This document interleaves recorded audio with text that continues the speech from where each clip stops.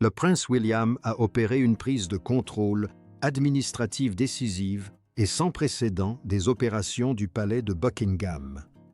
Ce changement opérationnel a été déclenché par la révélation de vacances de luxe secrètes et non déclarées effectuées par la reine Camilla à bord d'un yacht durant l'été 2025.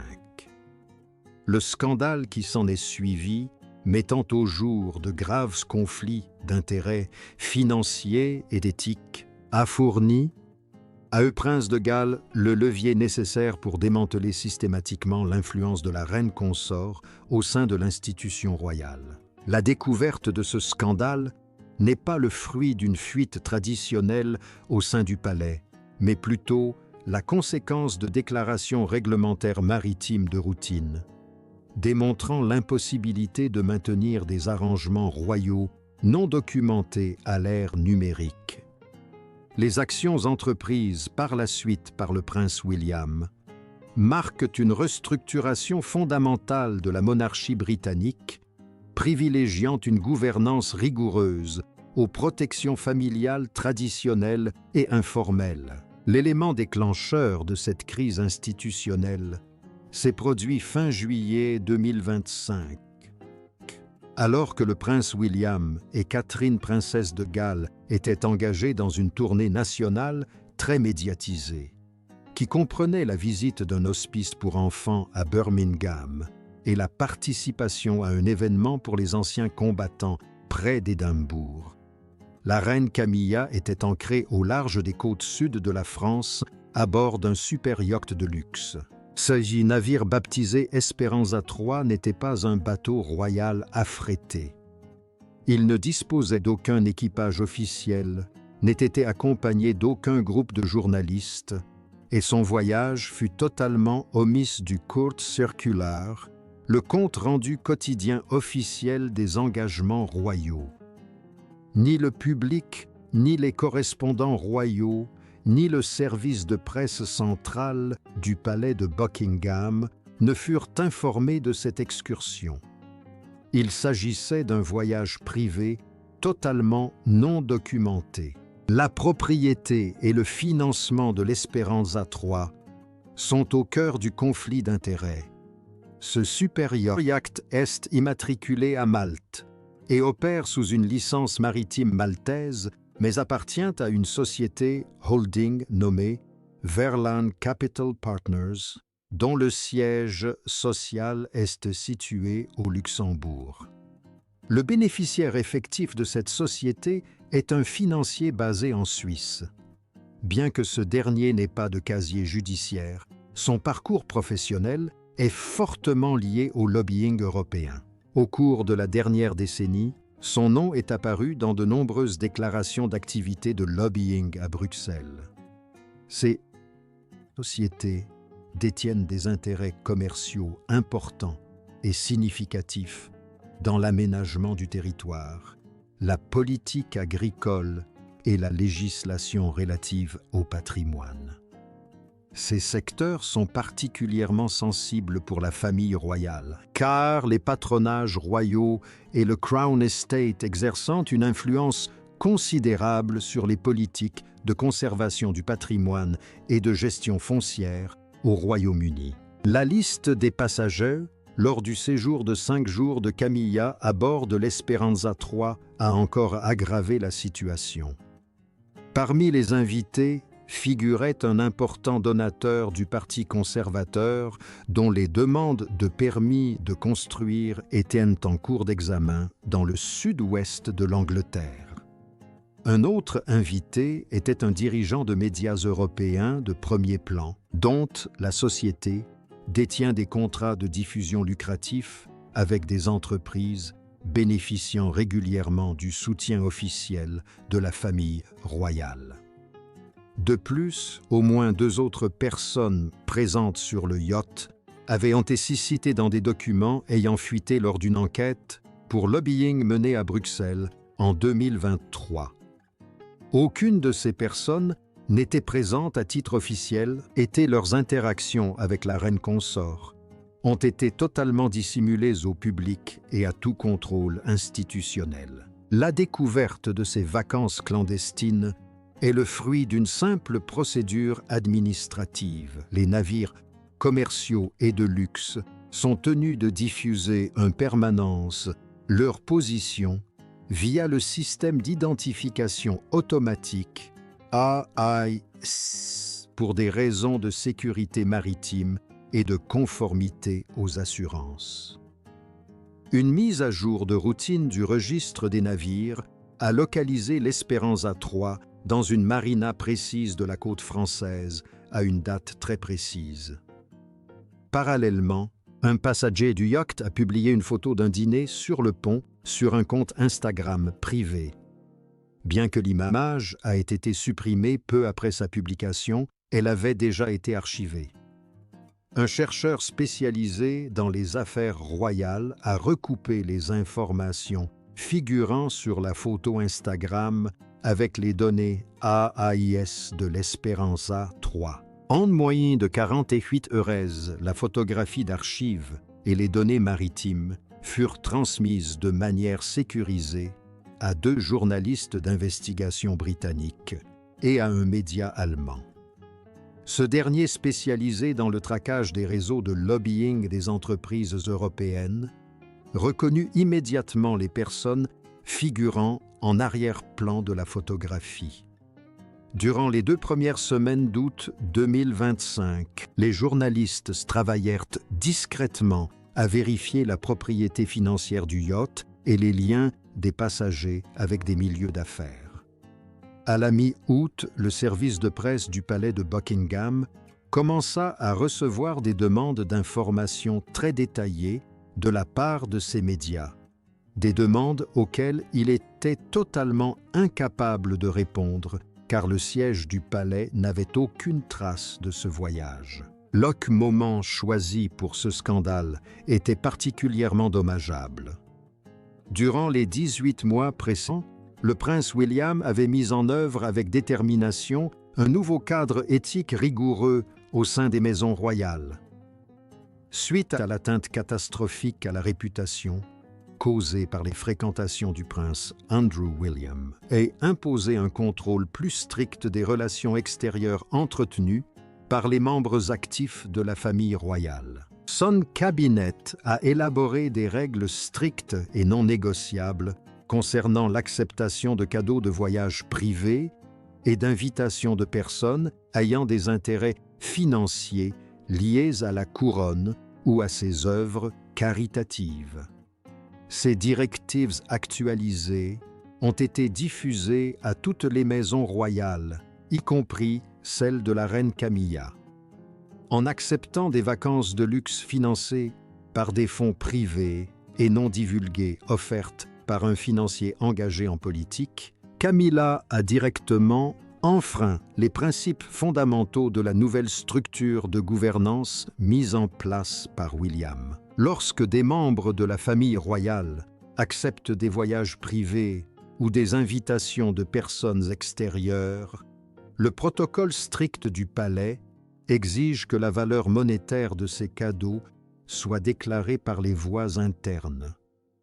Ces déclarations sont compilées dans des rapports de transparence annuels examinés par de hauts responsables de la maison royale afin de prévenir tout conflit d'intérêts. Le voyage en yacht de Camilla en juillet 2025 n'apparaissait pas dans ces rapports de transparence obligatoires. Interrogé par le cabinet du prince William fin août, l'entourage de Camilla a d'abord tenté de minimiser l'importance de ce voyage, le qualifiant de vacances privées et personnelles, ne justifiant aucune déclaration officielle. Le bureau du prince William a catégoriquement rejeté cet argument. Le prince de Galles a statué que la notion d'affaires privées était totalement caduque dès lors que l'hôte entretenait des liens financiers avérés avec des œuvres caritatives royales et des cercles d'influence. La situation s'est rapidement envenimée lorsqu'un audit interne du palais a mis au jour une infraction identique antérieure. 3 sources distinctes au sein du palais ont confirmé que Camilla avait déjà accepté une hospitalité non déclaré du même propriétaire de yacht lors d'un long week-end durant l'été 2023. Ce voyage antérieur avait également été omis des registres de transparence. Bien qu'un haut responsable du palais ait constaté cette anomalie à l'époque, l'affaire a été étouffée, aucun document officiel n'a été établi et aucune mesure disciplinaire n'a été prise. La découverte de la dissimulation de 2023 a transformé une simple erreur de jugement en un schéma avéré de fraude institutionnelle. Les documents financiers recueillis par l'équipe de William étaient accablants. Le recoupement des comptes d'organismes caritatifs a révélé un don de 40 € de Verlan Capital Partners à une structure liée à la famille royale. Les dates de ce don correspondaient étrangement au calendrier des 2 voyages en yacht. Par ailleurs, les enquêteurs chargés de l'affaire William ont établi un lien entre la société holding et une demande de permis de construire déposée en 2024 concernant un site patrimonial très controversé dans le Somerset. Bien que la demande a finalement été rejetée, elle avait été examinée par un comité consultatif, composé notamment de personnes nommées par des membres du réseau royal. Même s'il n'existait aucune preuve directe d'une intervention active de Camilla dans le processus d'urbanisme. Le fait que la reine consort ait bénéficié d'un accueil luxueux de la part d'un homme d'affaires, cherchant activement à obtenir des décisions favorables auprès d'organismes proches de la famille royale, constituait précisément le type de scandale de trafic d'influence que le prince William était déterminé à éradiquer. La crise interne atteignit son paroxysme durant la première semaine de septembre 2025. Le prince William convoqua un sommet de haut niveau, choisissant délibérément de le tenir au palais de Kensington plutôt qu'à Buckingham. Sa choix géographique affirmait clairement son autorité et son indépendance. Étaient présents à la réunion le secrétaire particulier de William, son secrétaire à la communication, et un haut fonctionnaire de la maison du roi Charles dûment convoqué. William rejeta les présentations numériques et déposa sur la table un dossier physique contenant les registres portuaires, les déclarations de lobbying de 2022, les états financiers de l'association caritative et un résumé du voyage en yacht de 2023 resté secret.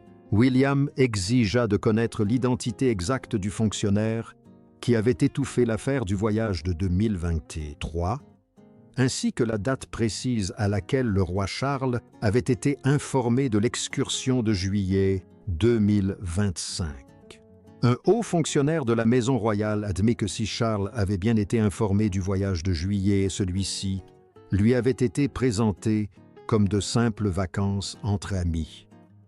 Le roi n'avait jamais été mis au courant de la propriété du yacht. Dès la société holding luxembourgeoise des liens avec les lobbyistes ni du don de 40 €, William conclut à une défaillance fondamentale du système de protection du palais et formula immédiatement 3 exigences non négociables. Premièrement, un rapport écrit complet concernant les voyages de 2023 et 2025 devait être remis au secrétaire particulier principal du roi dans un délai de 7 jours. Deuxièmement, un examen approfondi de tous les parrainages de Camilla devait être mené immédiatement afin d'identifier tout autre lien non divulgué avec des donateurs privés. Troisièmement, tout contact entre le domicile de Camilla et le propriétaire du yacht devait être immédiatement suspendu. La couronne, Charles tenta d'intervenir en faveur de son épouse. Le lendemain du sommet de Kensington Palace, il contacta William arguant que Camilla n'avait aucune intention de tromper l'institution et l'avertissant qu'une enquête interne officielle fuiterait inévitablement dans la presse aggravant ainsi le scandale. William rejeta la demande de son père, déclarant que les médias étaient déjà au courant des faits essentiels et que le palais n'avait que deux options: gérer la crise par des mesures décisives ou en être détruit. Une brève impasse s'ensuivit lorsque le bureau de Camilla soumit un document de divulgation partielle et fortement expurgé. L'équipe de William rejeta immédiatement ce document, le jugeant lamentablement insuffisant. Cet événement marqua un moment sans précédent dans l'histoire royale moderne, un futur roi rejetant formellement et avec véhémence la conformité opérationnelle du bureau de la reine consorte régnante. L'impasse a été définitivement rompue par la découverte d'une réunion non consignée qui s'est tenue à Londres 6 semaines seulement avant la croisière de juillet 2025. Il est apparu qu'un des passagers de l'Esperanza 3 avait eu une réunion privée avec un membre du conseil consultatif de Camilla.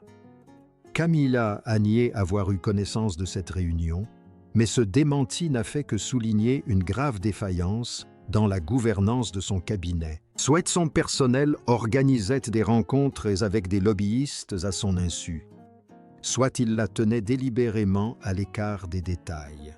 Aucune de ces hypothèses n'est acceptable. L'incapacité du roi Charles à protéger Camilla dans cette situation était directement liée à la dégradation de sa santé et au bouleversement des rapports de force qui en a résulté.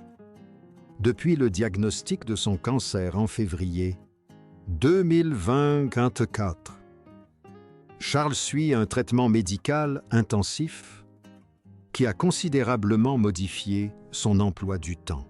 Ses engagements publics ont été réduits, ses voyages internationaux fortement limités et son énergie administrative quotidienne diminuée.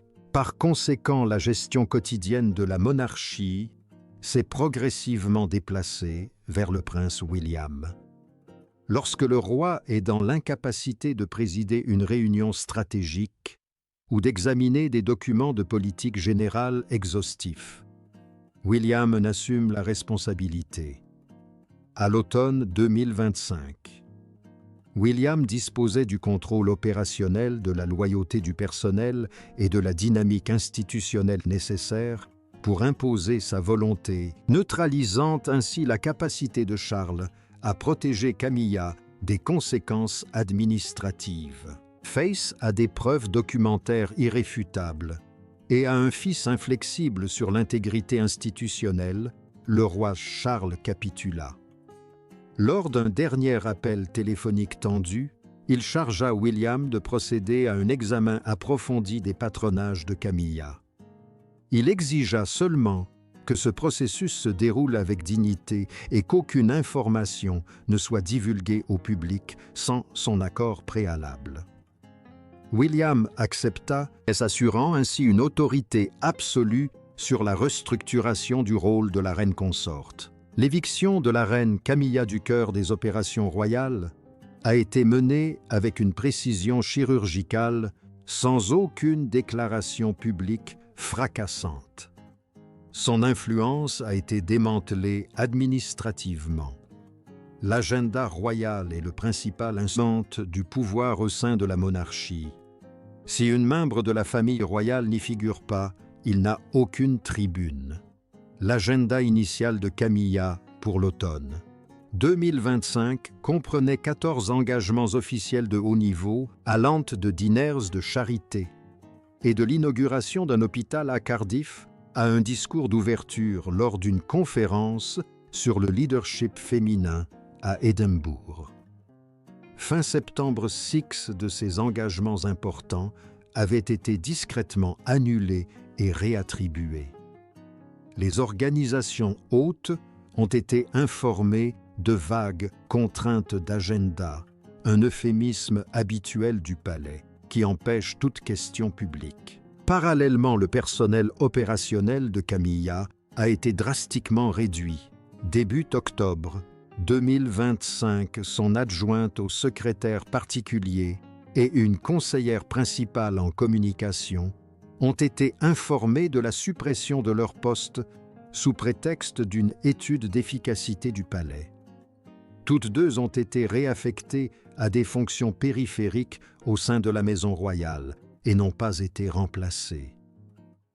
Fin octobre, 3 autres membres du personnel subalterne ont été redéployés. Le personnel dévoué de la maison de Camilla est ainsi passé de 11 personnes en début d'année à seulement 7. De plus, son accès aux informations institutionnelles sensibles a été fortement restreint. Les membres les plus importants de la famille royale reçoivent régulièrement des notes d'information hautement confidentielles concernant la politique étrangère, l'actualité politique intérieure et la gestion interne du domaine. Après le sommet de Kensington Palace, la liste de diffusion de Camilla a été considérablement réduite. Elle a cessé de recevoir les notes d'information sur la politique étrangère et n'a été informée des questions institutionnelles qu'en cas de nécessité absolue. Le système d'influence royale repose entièrement sur la proximité avec l'information et les décideurs. En restreignant son accès aux données et en réduisant son personnel, William a de fait isolé Camilla au sein du palais. Catherine, princesse de Galles, a joué un rôle prépondérant dans cette transition.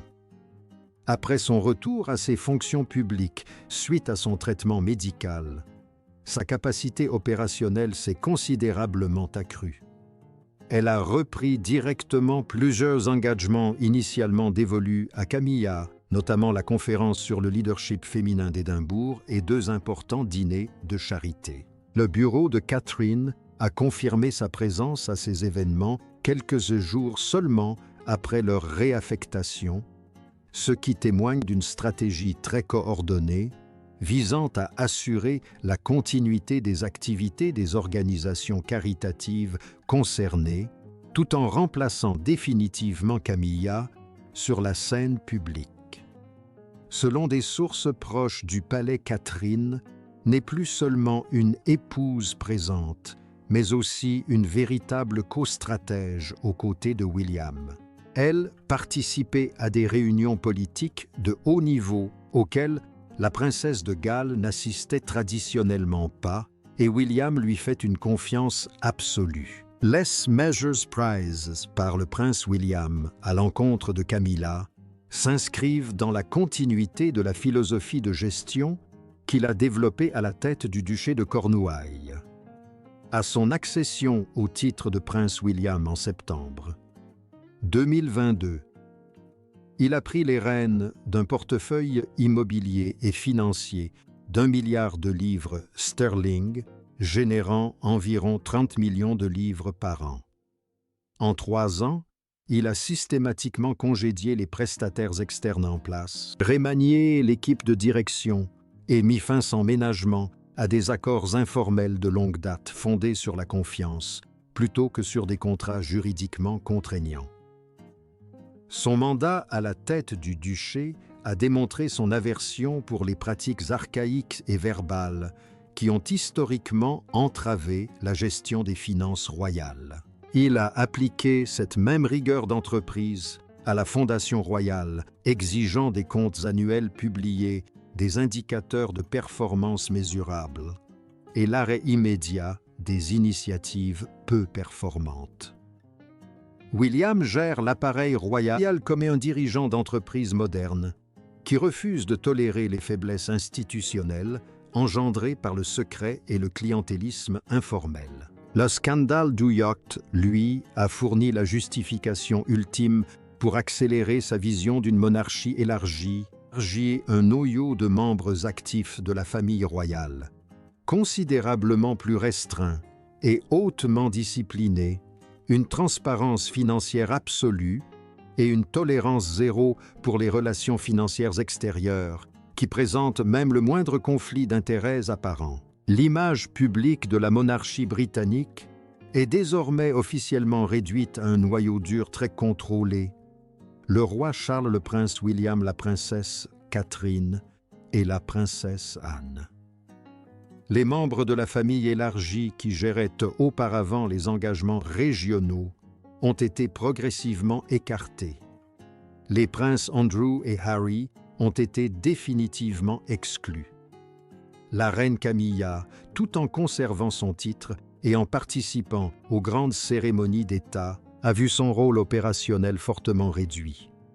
Son agenda est restreint, son personnel est au minimum et ses déplacements au sein des institutions sont étroitement surveillés. Cette restructuration administrative soulève une question majeure et non résolue concernant l'avenir de Camilla après le décès du roi Charles.